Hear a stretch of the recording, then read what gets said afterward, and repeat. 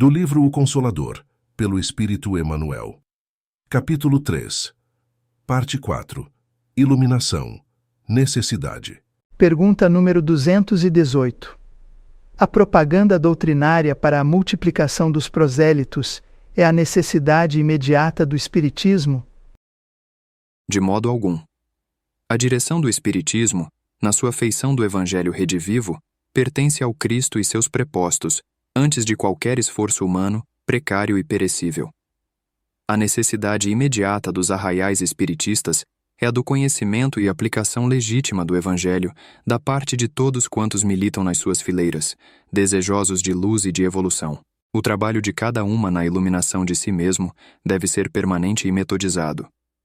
Os fenômenos acordam o espírito adormecido na carne, mas não fornecem as luzes interiores, somente conseguidas à custa de grande esforço e trabalho individual.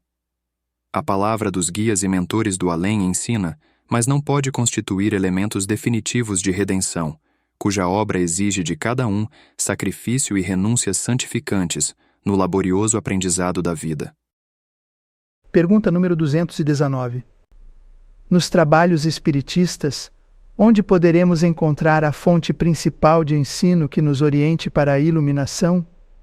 Poderemos obtê-la com as mensagens de nossos entes queridos, ou apenas com o fato de guardarmos o valor da crença no coração? Numerosos filósofos hão compreendido as teses e conclusões do Espiritismo no seu aspecto filosófico, científico e religioso. Todavia, para a iluminação do íntimo, só tendes no mundo o Evangelho do Senhor, que nenhum roteiro doutrinário poderá ultrapassar. Aliás, o Espiritismo em seus valores cristãos não possui finalidade maior que a de restaurar a verdade evangélica para os corações desesperados e descrentes do mundo. Teorias e fenômenos inexplicáveis sempre houve no mundo. Os escritores e os cientistas doutrinários poderão movimentar seus conhecimentos na construção de novos enunciados para as filosofias terrestres, mas a obra definitiva do Espiritismo é a da edificação da consciência profunda no Evangelho de Jesus Cristo. O plano invisível poderá trazer-vos as mensagens mais comovedoras e convincentes dos vossos bem-amados? Podereis guardar os mais elevados princípios de crença no vosso mundo impressivo. Todavia, esse é o esforço, a realização do mecanismo doutrinário em ação, junto de vossa personalidade. Só o trabalho de autoevangelização, porém, é firme e imperecível. Só o esforço individual no Evangelho de Jesus pode iluminar, engrandecer e redimir o espírito. Porquanto depois de vossa edificação com o exemplo do Mestre, alcançareis aquela verdade que vos fará livres. Pergunta número 220. Há alguma diferença entre a crença e a iluminação? Todos os homens da Terra, ainda os próprios materialistas, creem em alguma coisa. Todavia, são muito poucos os que se iluminam. O que crê apenas admite, mas o que se ilumina vibra e sente. O primeiro depende dos elementos externos nos quais coloca o objeto da sua crença. O segundo é livre das influências exteriores, porque há bastante luz no seu próprio íntimo, de modo a vencer corajosamente nas provações a que foi conduzido no mundo. É por essa razão que os espiritistas sinceros devem compreender que não basta acreditar no fenômeno ou na veracidade da comunicação com o além, para que os seus sagrados deveres estejam totalmente cumpridos, pois a obrigação primordial é o esforço, o amor ao trabalho, a serenidade nas provas da vida, o sacrifício de si mesmo, de modo a entender plenamente a exemplificação de Jesus Cristo, buscando a sua luz divina para a execução de todos os trabalhos que lhes competem no mundo. Pergunta número 221. A análise pela razão pode cooperar, de modo definitivo, no trabalho de nossa iluminação espiritual? É certo que o homem não pode dispensar a razão para vencer na tarefa confiada ao seu esforço no círculo da vida?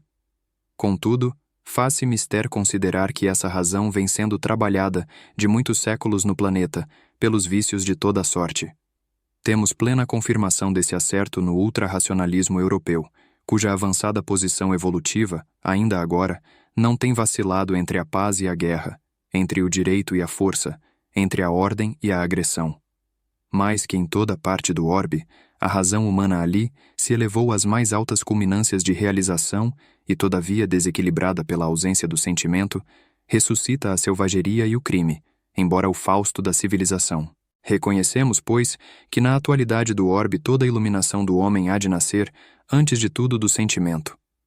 O sábio desesperado do mundo deve volver-se para Deus como a criança humilde, para cuidar dos legítimos valores do coração, porque apenas pela reeducação sentimental, nos bastidores do esforço próprio, se poderá esperar a desejada reforma das criaturas. Pergunta número 222. Que significa o chamado toque da alma, ao qual tantas vezes se referem os espíritos amigos?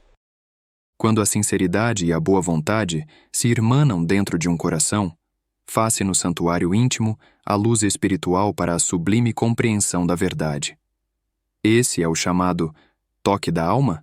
Impossíveis para quantos perseverem na lógica convencionalista do mundo ou nas expressões negativas das situações provisórias da matéria, em todos os sentidos. Pergunta número 223. Há tempo determinado na vida do homem terrestre para que se possa ele entregar, com mais probabilidades de êxito, ao trabalho de iluminação? A existência na Terra é um aprendizado excelente e constante. Não há idade para o serviço de iluminação espiritual.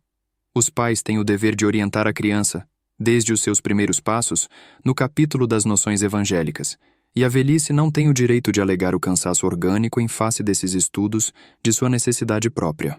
É certo que as aquisições de um velho, em matéria de conhecimentos novos, não podem ser tão fáceis como as de um jovem, em função de sua instrumentabilidade sadia, fisicamente falando. Os homens mais avançados em anos têm, contudo, a seu favor as experiências da vida, que facilitam a compreensão e nobilitam o esforço da iluminação de si mesmos, considerando que, se a velhice é a noite, a alma terá no amanhã do futuro a alvorada brilhante de uma vida nova. Pergunta número 224. As almas desencarnadas continuam igualmente no serviço da iluminação de si próprias? Nos planos invisíveis, o espírito prossegue na mesma tarefa abençoada de aquisição dos próprios valores, e a reencarnação no mundo tem por objetivo principal a consecução desse esforço.